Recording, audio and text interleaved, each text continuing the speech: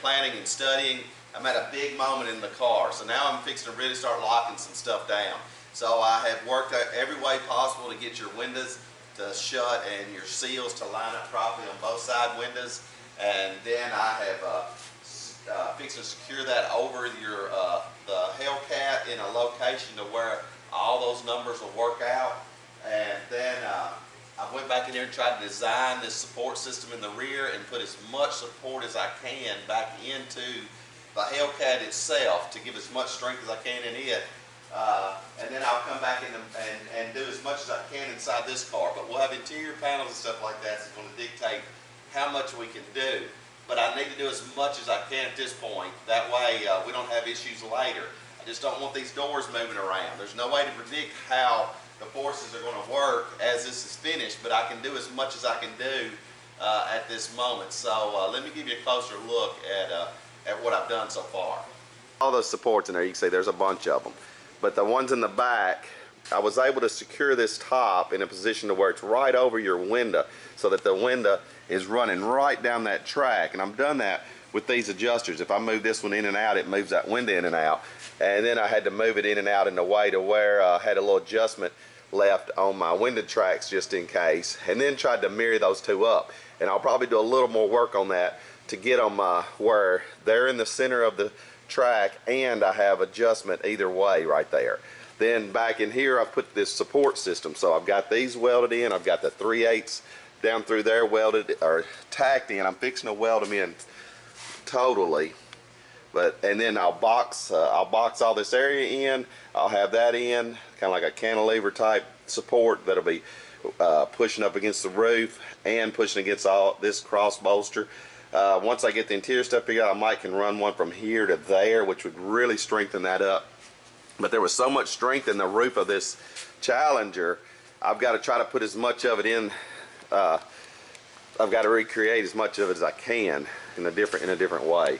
So you can see I got this one in place. You can see how that support bolster comes down. It's going to run right into that. That's then that bar is welded in down through there, which is welded down to that main bar down through here. Then I'll have to try to get another gusset in there. I'm going to box it in right there. It's a lot here going on.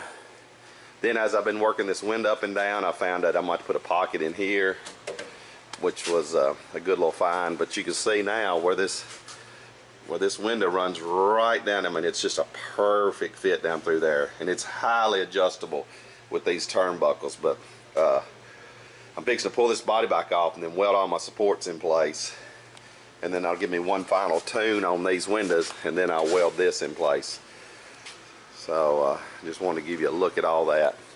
It's a lot going on.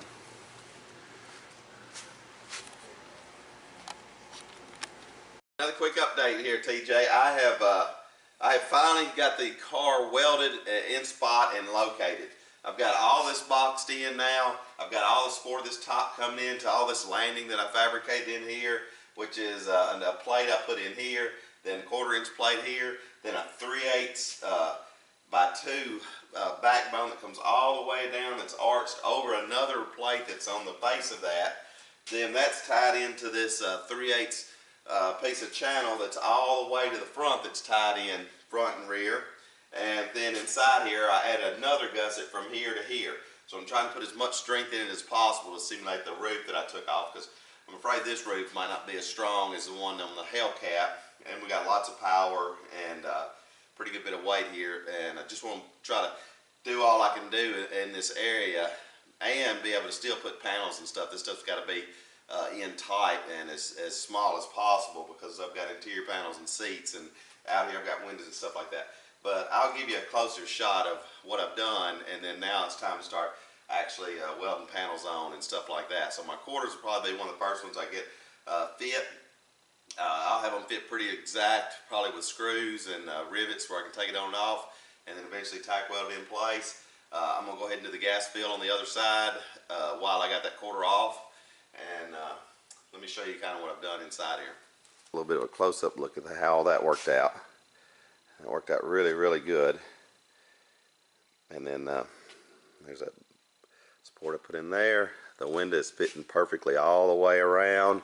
The door opens and strikes exactly. I've got it set with it's right at 10 millimeters on both those stops I have in there, and they hit at the exact same time. Won't be long, I'll be able to take some of these supports out and start to get secured. Then right over here is that bar there is the one I had. Now that's a 3/8 by 2 flat stock, and it's supporting into this crossbar, and then I've got this bar with a plate on it welded in to the angle that runs down the frame rail, and that's a pretty stout little setup right there. And then back here in the back we'll have that track bar that goes back here, that triangulated torsion bar that goes in there. That fit pretty good. This piece here was pretty tough to make, to arch that 3/8 by 2, and then I had to put a little bit of a bend in it because of the way that goes up, and then it had to hit at the exact spot to be able to weld it in place. Worked out pretty good. This window's perfect fit, that door's perfect fit all the way around, exactly the same as the other side. And when it shuts, perfect fit. So now I can roll on out front here. Got that looking pretty good. See all those bars inside. And then over here I'm working on these quarter panels, and this is the gas fill I'm installing. This area is pretty flat, and the one that come off the Hellcat has a little bit of an arc to it, like that, and I'm having to kind of blend the two together to make that work. But that'll be nice when it's all said and done. So there's the hood. There's all the car. The quarters looking like inside there. See, all inside. Still got all the bars in there, and got our gas fill sitting in here now. That looks good. Kind of tight fit in here, so I can't get a good shot of everything. This fender and this door and stuff is just right on the money, and I was able to set all this front end up and then set the height of these where that support goes across, and index and leveled all that, and then I'm making these here now, and both of those will be removable, and I'll kind of cut it out to match the fender and put a support and then somehow tile this hinge area in as well with this. And I'm fixing to build a plate right here and tie it into here, and got all the other side done. But once I got it all set, my the way the hood's formed right there to the fender, this blower is setting right there, which is absolutely perfect. In between this roll and the nub of that was where it was setting. So hopefully I can find that again. We get it all together.